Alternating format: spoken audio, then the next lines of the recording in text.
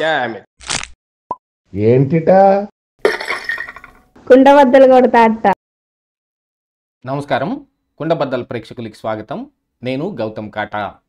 ఈ వీడియోలో నేను మీతో చెప్పాలనుకునే అంశం వైసీపీ పార్టీ ఇక ఢమాల్.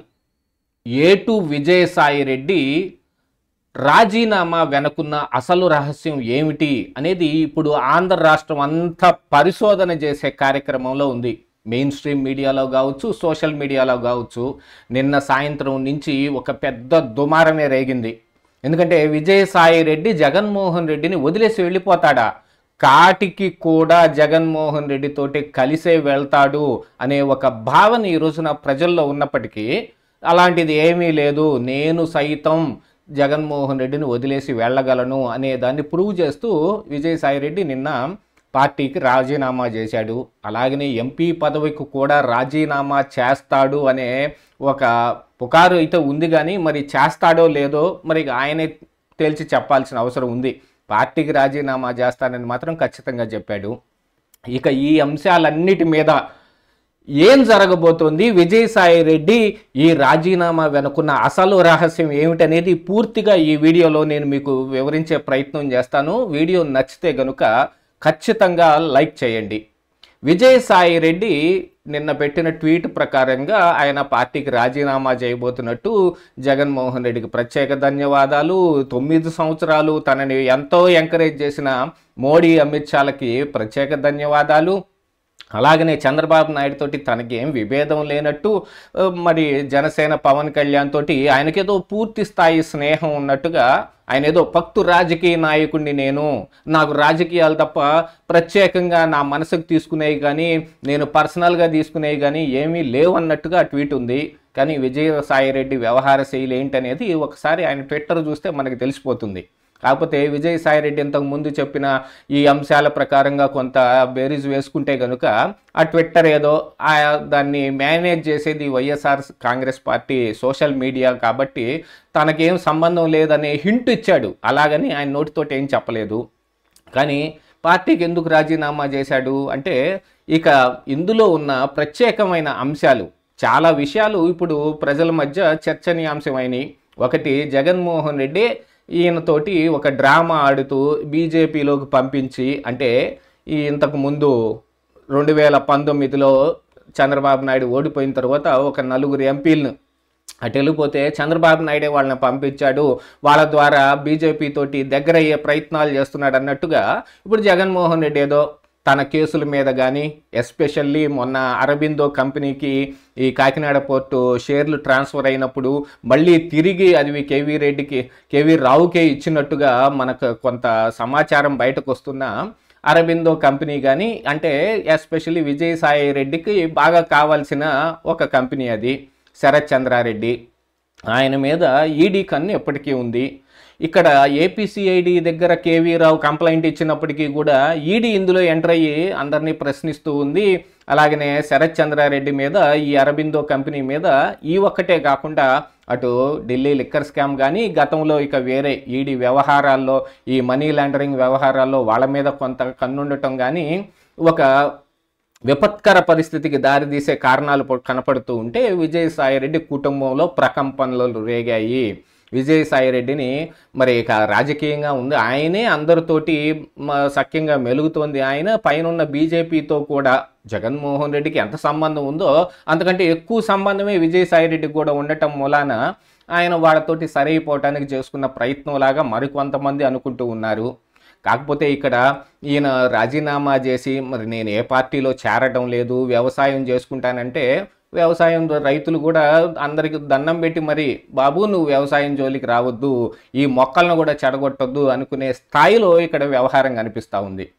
వీటన్నిటినీ చూసిన తర్వాత మరి విజయసాయి రెడ్డి ఎందుకు రాజీనామా చేసినట్టు అనంటే ఇందులో ఉన్న వ్యాపార సంబంధాలే కానీ, ఇక్కడ పైన బీజేపీ తోటి ఈ కలిసిపోతే కనుక, వాళ్ళతోటి సఖ్యంగా ఉంటే కనుక అటు విజయ్ మాల్యానో ఇటు నీరవ్ మోడీనో విదేశాలకు పారిపోయి ఇక ఇండియా రాకుండా చాలా సంవత్సరాలుగా ఆడనే ఉంటూ వ్యవహారం నడుపుతున్నట్టుగా ఈయన కూడా వెళ్ళిపోయే అవకాశం ఉందా అనంటే ఈయన పాస్పోర్టు కోర్టులో ఇరక్కపోయి ఉంది.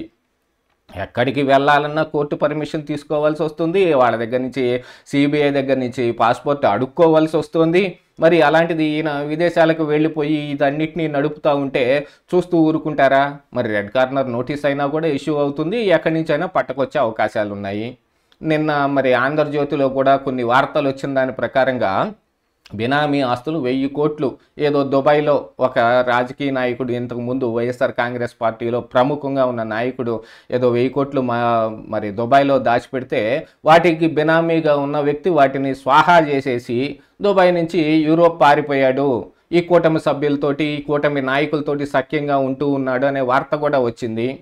యాక్చువల్గా చూసుకుంటే ఇప్పుడు ఓడిపోయిన తరువాత జగన్మోహన్ రెడ్డి అసలు రాజకీయాలకి దూరంగా ఉంటూ ఆయన 5 సంవత్సరాల్లో సంపాదించిన అవినీతి సంపాదన మొత్తాన్ని లెక్కలు వేసుకుంటూ పార్టీని సజ్జల రామకృష్ణారెడ్డికి భారతీరెడ్డికి వదిలివేసినట్టుగాను, అసలు ఇప్పుడు సకల శాఖ మంత్రి లేకపోతే డిఫాక్టో సీఎంగా పేరుపడ్డ ఈ సజ్జల రామకృష్ణారెడ్డి ఇప్పుడు మరో కొత్త పేరుని సంపాదించుకున్నాడు, ఆంధ్ర శశికళ అని. అంటే తమిళనాడులో జయలలిత శశికళకు ఉన్న బంధం ప్రకారంగాను పార్టీని నడిపే దాంట్లో శశికళ కూడా ఏ రకంగా ఈ డబ్బుల్ని మేనేజ్ చేసి లేకపోతే నాయకుల్ని మేనేజ్ చేసే విషయంలో ఆవిడ ఎలా ప్రవర్తించిందో ఇప్పుడు సజ్జల రామకృష్ణారెడ్డి అంత కీలకమైన పోస్టులో ఉండటం మూల విజయసాయి రెడ్డి కనీసం జగన్మోహన్ రెడ్డిని కలవటానికి కూడా వీలు లేకపోవటం మూలాన నాకు ఎంత ఇంతకుముందు అధికారంలో ఉన్నప్పుడు కానీ అంతకుముందు జగన్మోహన్ రెడ్డితో కలిసి ఉన్నప్పుడు గాను ఉండేది, ఈ సజ్జల రామకృష్ణారెడ్డి వచ్చి మొత్తం చెడగొట్టాడు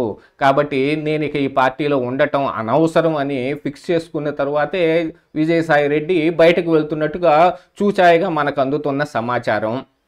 ఈ సజ్జల రామకృష్ణారెడ్డి భారతీరెడ్డి వీళ్ళ మూలానే విజయసాయి రెడ్డి బయటకు వెళ్తున్నాడు అనే మరొక అంశం తెరపైకి వస్తున్నా, ఏం చేసినా సరే వీళ్ళైతే ఏ పని ఊరక చేయరు. ఒక పార్టీలో చేరినా వాళ్ళు ఆ పని ఊరక చేయరు, ఒక పార్టీ నుంచి బయటకు వచ్చినా ఆ పని ఊరక కాదు. రాజకీయ నాయకుల మాటలకు ఏనాడు శాంటిటీ లేదు. అందున విజయసాయి రెడ్డి లాంటి దొంగ రాజకీయ నాయకులు వీళ్ళు యాక్చువల్గా రాజకీయాలని కూడా కేవలం వ్యాపార సంబంధాలుగాను అక్రమార్జనకు కావలసిన వాటికి మాత్రమే వీళ్ళు ఉపయోగిస్తారు. ఎందుకంటే ఈయన బేసికల్గా సీఏ, ఈ సీఏగా ఉండి విజయసాయి రెడ్డి చేసిన బోల్డ్ అని సూట్ కేసు కంపెనీల భాగోతం మొత్తం ఇప్పుడు జగన్మోహన్ రెడ్డి మీద ఈయన మీద కేసుల రూపంలో వేలాడుతుంది.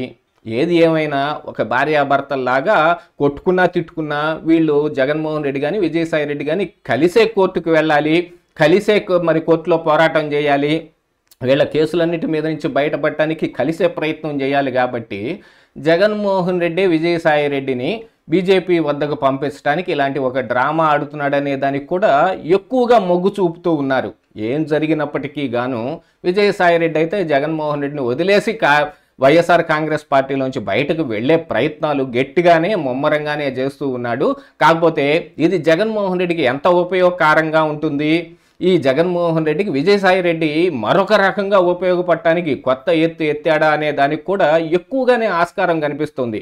ఏమైనా విజయసాయి రెడ్డి మాత్రం జగన్మోహన్ రెడ్డి కోసమే ఏ పనైనా చేయడానికి సిద్ధపడతాడు. ఈవెన్ తను చనిపోయినా కూడా జగన్మోహన్ రెడ్డి కోసమే చచ్చిపోతాడనేది మాత్రం నిజం. ఇదే ఈరోజు కుండబద్దలు.